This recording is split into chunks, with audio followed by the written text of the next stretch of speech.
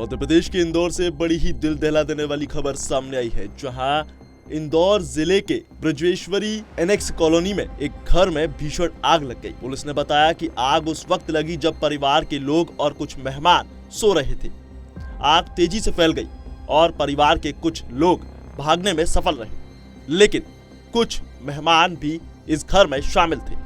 घर के अंदर ही वो फंसे रह गए। हालांकि कुछ मीडिया रिपोर्ट्स के मुताबिक बचाव दल ने घर से 7 शव बरामद किए हैं। जी हाँ, दरअसल पुलिस फिलहाल आग लगने की वजह का पता लगाने की कोशिश कर रही है, लेकिन फायर ब्रिगेड अधिकारी सुशील कुमार दुबे के मुताबिक अगर बात की जाए तो ये घर मनोज पोगलिया का था और उनके परिवार में उनकी पत्नी सुनीता पोगलिया, बड़े बेटे सोनू और सोनू की पत्नी सिमरन शामिल है। परिवार में कुल 3 बेटे हैं और आग लगने पर परिवार के कुछ सदस्य ग्रिल तोड़कर भागने में कामयाब रहे। हालांकि एक रिपोर्ट के मुताबिक बाहर से आए रिश्तेदार और मेहमान जो घर में बैठे हुए थे वो बाहर नहीं निकल पाए और अंदर ही फंसे रह गए। उन्होंने कहा कि नतीजतन इस बिल्डिंग से 7 शव बरामद किए गए हैं। वहीं एनडीआरएफ टीम, फायर ब्रिगेड और वरिष्ठ प्रशासनिक अधिकारियों ने बचाव अभियान चलाया है और शवों को निकालने के लिए मिलकर काम किया। देखिए रिपोर्ट। हमारे पास में ये मनोज पुंगलिया जी रहते हैं। उनकी फैमिली 7-8 मेंबर हैं, वो रहते हैं। और 3:15 बजे के आसपास, 3:15 मैं बाहर ही सोया था कमरे में इधर, तो 3:15 बजे मुझे पता चला जैसे स्पार्किंग की आवाज आने लगी। तो मैंने तुरंत उठा, मैं क्या जाली वाला गेट बंद किया था, मैंने मेन गेट बंद नहीं किया था अपना, जाली वाला गेट बंद करके सोता हूँ मैं। तो जैसे आवाज लपटे आग की लपटे आई, मैं तुरंत भागा गेट खोल के यहाँ से। घर में सबको जगाया, मेन स्विच बंद कराया सबसे पहले, और फिर देखा कि आग लगी तो भैया को बुलाया। तो भैया बोले पहले सबको निकालो कौन कौन बाहर खड़ा है। हमने सीढ़ी लगाई, जो हमारे पास साधन अवेलेबल थे, टेबल थी, सीढ़ी थी बचाने के लिए, और फिर जाली थी। तो हम लोगों ने गमला, पेड़ काटने वाली कटर से वो जाली काटी थोड़ी, फिर उनको निकाला। 4 लोग को हमने, जब तक नहीं, जब फिर कॉल करा उनको तो उसके आधे पौन घंटे बाद वो आई फिर यहाँ पे। वह पार्षद जी आ गए थे टाइम पे, वो बराबर टाइम पे आ गए थे। सिलेंडर भी फटे, 2 सिलेंडर फटे उनके यहाँ पर। उनके यहाँ फिर कार में विस्फोट हुआ, उनका एसी में विस्फोट हुआ, एसी फटा है, 2 सिलेंडर फटे उनके यहाँ। उनके सिलेंडर फटने से हमारी दीवार में भी क्रैक आ गई है बहुत ज्यादा।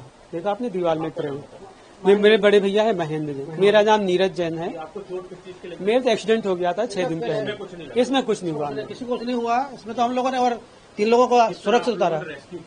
हम लोगों ने 3 लोगों को जो है ना अपने जाली निकाल के, घर से सीढ़ी लगा के, सीढ़ी के नीचे टेबल लगाया, उसके बाद फिर 3 लोगों को हमने निकाला, सुरक्षित निकाल लिया। उनकी मम्मी थी और 2 बच्चे उनको हमने व्यवस्थित निकाल लिया। और बाकी लोग जो है ना आवाज नहीं आ रही थी, उनको उससे बोला तो बोले हम सुन नहीं रहे किसी की। पुलिस फायर ब्रिगेड कोई नहीं आया था जब कोई नहीं आया था, जब तो कोई नहीं आया था। जब 3 लोगों को निकाल चुके थे, उसके बाद बाकी लोग आए, पुलिस आई, फायर ब्रिगेड आई, तो बाकी उन्होंने अपना कार्यक्रम किया। और किसी की हिम्मत नहीं हो रही थी कि जा सके, क्योंकि वहाँ पे ब्लास्ट की आवाज आ रही थी। मेरे पास काफी वीडियो भी है, मेरे वहाँ टंकियां भी थी, गैस के जो अपना गाड़ी है, गाड़ी की बैटरी फटी। मेरे पास वीडियो है बहुत सारे उसके, मैंने थोड़ा सा लिया टाइम पे कि एक एविडेंस से कुछ होता है। कितनी देर बाद पुलिस और फायर ब्रिगेड पहुंची? करीब आधे घंटे। पुलिस तो जल्दी आ गई। 3 लोग ही निकाल पाए खाली? 3 लोग ही निकल पाए, 2 पास में आए, बाकी लोग आ नहीं पा रहे थे ना। और अंदर इतना धुआं था कि कोई जाने की हिम्मत नहीं हो रहा था, और जाने की व्यवस्था भी नहीं थी किसी के पास। तो वो उस वजह से हम लोग ज्यादा लोगों का रेस्क्यू नहीं कर पाए। नहीं, 1 महीने पहले शादी था इनका, 23 जनवरी को सोमिल की शादी थी, सेकंड वाले बच्चे की। हाँ, दूसरे वाले बच्चे की शादी थी, तो वो था। उसके बाद तो कोई ऐसा कुछ नहीं था।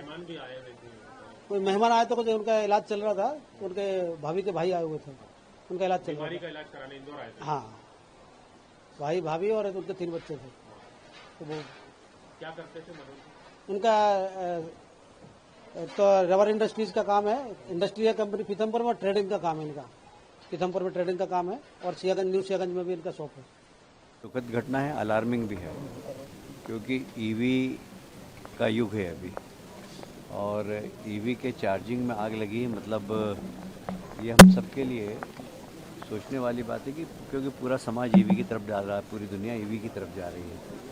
तो इस आग के माध्यम से हमने अभी जिलाधीश और पुलिस कमिश्नर से कहा कि एक्सपर्ट की कमेटी बनाई है कि कम से कम इसकी पुनरावृत्ति नहीं हो।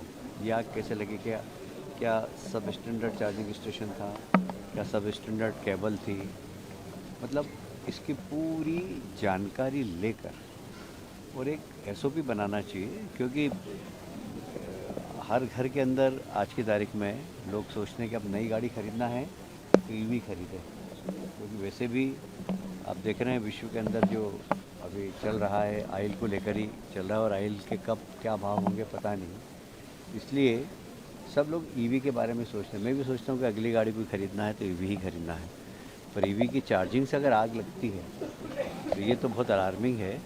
और इसमें कहाँ क्यों लगी आग, वैसे पूरे ईवी वाले कहते हैं कि सब सेफ़ है, सब सेफ़ है, सब सेफ़ है, पर आग का कारण ईवी है, चार्जिंग स्टेशन है, उसके कारण आग लगी है। तो क्यों लगी इसको ज़रूर हम पता लगाएंगे।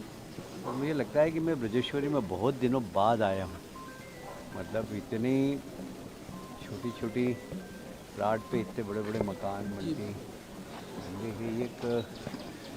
ये भविष्य के लिए भी समस्या है। तो मैं रहवासी संघ के लोगों से मैंने कहा है कि भाई, तो उन्होंने खुद ने ही कहा, ये अभी क्या सुनना, जगदीश निगम जी भी बता रहे थे कि दोनों साइड में कार खड़ी हो जाती है और बीच में अगर कोई बड़ी गाड़ी आना हो, एम्बुलेंस आना होगा तो आ ही नहीं पाती। वही देख रहा था कि पूरी कॉलोनी के अंदर MOS कवर है। तो ये सब चीज़ें हैं, पर हमें, क्योंकि बहुत पुरानी कॉलोनी है, मैं बहुत वर्षों बाद इस कॉलोनी के अंदर आया हूँ, तो हमें इस बारे में भी विचार करना पड़ेगा, शक्ति के साथ, ताकत के साथ नागरिकों को भी इस बारे में सोचना पड़ेगा। ये बहुत बड़ी घटना है, अलार्मिंग घटना है, और भविष्य में इस घटना की पुनरावृत्ति नहीं हो इसके लिए एक SOP ज़रूर बनाएंगे।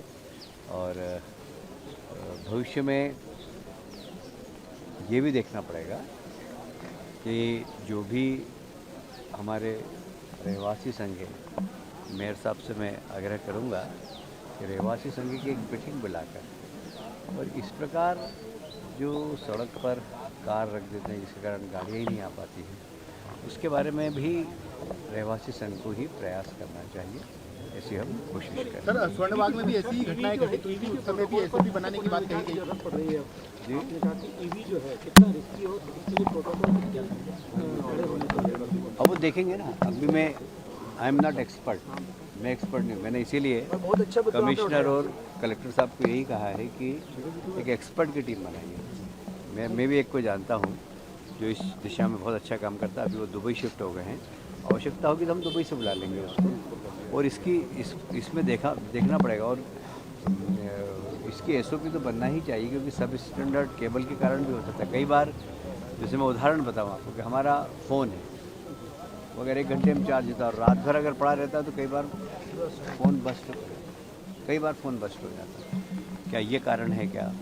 तो जैसे ही चार्जिंग सिस्टम में चार्ज हो जाए तो अलार्म बज जाए, या कुछ ऐसा सिस्टम डेवलप हो, जैसे गाड़ी चार्ज हो जाए तो एक अलार्म बज जाए तो हम चार्जिंग से उसको हटा दें गाड़ी को। ऐसा कुछ एक SOP हम बनाकर, और भविष्य में इसकी पुनरावृत्ति नहीं हो इसके बारे में चिंता करेंगे। ये दुखद घटना है, इसने दिल को हिला दिया है बिल्कुल, और पूरे इंदौर शहर का आज का सवेरा बिल्कुल बिगड़ गया है, मैं ऐसा मान के चलता हूँ।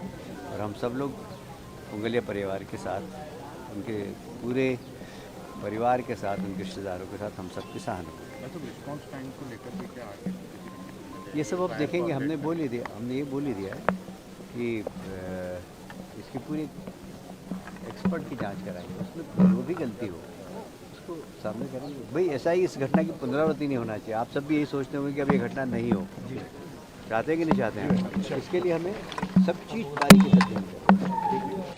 ये लगभग जैसे ही सूचना मिली थी 4 के आसपास, जब ये फायर ब्रेकआउट हुआ था, लोगों ने पुलिस को सूचित किया था।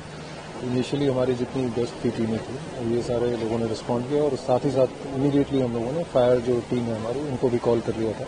ये सभी टीमें यहाँ पहुंची, मुझे लगता है 10 से 15 मिनट के अंदर ही पूरे ऑपरेशन चालू हो गए थे, और हम लोग भी मौके पर पहुंच गए थे। इनिशियली जब हम लोग आए थे तो उस समय काफ़ी भयावह स्थिति थी। एंट्री पॉइंट और खासतौर से दूसरा जो फ्लोर था वो काफ़ी हद तक वहाँ आग फैली हुई थी। टीमों ने बड़े ही उससे करके पास का जो घर है उसके थ्रू भी ऊपर हमारी जो 3rd फ्लोर जो इनहैबिटेड फ्लोर था, जिस पे लोग रह रहे थे, उसको हमने एक्सेस किया। वहाँ से फिर नीचे की तरफ एंट्री बनाई और लगातार उसमें लगे रहे। इनिशियली जो था 3 लोगों को रेस्क्यू कर लिया गया था, और अनफॉर्चुनेटली जो यहाँ से 7 लोगों को जो निकाला गया, दुर्भाग्यवश उनकी उसमें मृत्यु हुई है।